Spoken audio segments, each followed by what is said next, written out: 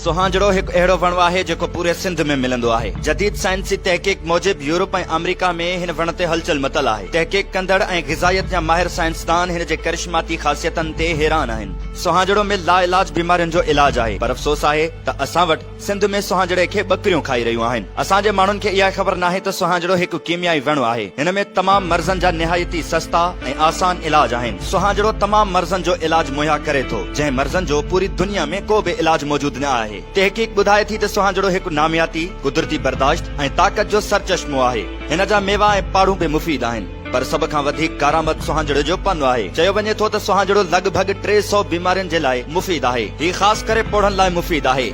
इन जो इस्तेमाल याददाश्त खे बेहतर बणाईंदो आहे। हिन खे आलमी सिहत वारो इदारो WHO बि गुज़िरियल 4 ॾहाकनि खां बतौर हेल्थ सप्लीमेंट इस्तेमाल करे रहियो आहे। सुहांजड़ो जिस्म जी कुदरती मदाफ़ियत खे वधाए थो, दिमाग़ ऐं अखियुनि खे ग़िज़ा मुहैया करे उन्हनि जी ताक़त वधाए थो, चेहरे ते गुंजन ऐं लकीरनि खे ठहण खां रोके थो, जेकॾहिं गुर्दनि जे कमकार खे तेज़ करण ऐं उन्हनि जी जिल्द खे ताक़तवर बणाइण जो कमु करे थो। हाज़मे जे सिरिश्ते खे मज़बूत करे थो, जिस्म में कुवत मदाफ़ियत खे वधाए थो, जिस्म में सेहतमंद ऐं साफ़ सुथरी रत जे निज़ाम खे बेहतर बणाए थो, जिस्म में कंहिं बि क़िस्म जी सोज थियण खां रोके थो, जिस्म जी शुगर जी सतह खे बरक़रार रखे थो। सुहांजड़े में विटामिन, मादनियात ऐं ॿियूं इंसानी ज़रूरतनि जा जुज़ बि शामिल आहिनि। हिन जे 100 ग्राम खुश्क पननि मां ॾही खां 30 दफ़ा वधीक प्रोटीन आहे, गजरनि खां 10 दफ़ा वधीक विटामिन ई आहे, केले खां 15 दफ़ा वधीक पोटेशियम आहे, खीर खां 17 दफ़ा वधीक कैल्शियम आहे, माल्टे खां 12 दफ़ा वधीक विटामिन सी मौजूद आहे। हिन सां रत में शुगर घटि थिए थी। हिन जा पन, फरी ऐं बिज मादे जे जलन खे घटि करे मादे खे थधो रखनि था।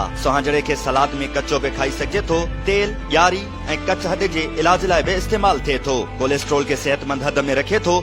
इन्ही खां अलावा ही हिकु अहिड़ो कीमियाई जुज़नि ते मुश्तमिल बूटो आहे जेको दिमाग़ खे भरपूर सकून, अखियुनि जी रोशनी, याददाश्त में बेहतरी, दिमाग़ी सकून ऐं डिप्रेशन खां निजात ॾियारे थो। इन्ही करे ही बूटो ग़िज़ाई खोट जो बहितरीन हल आहे।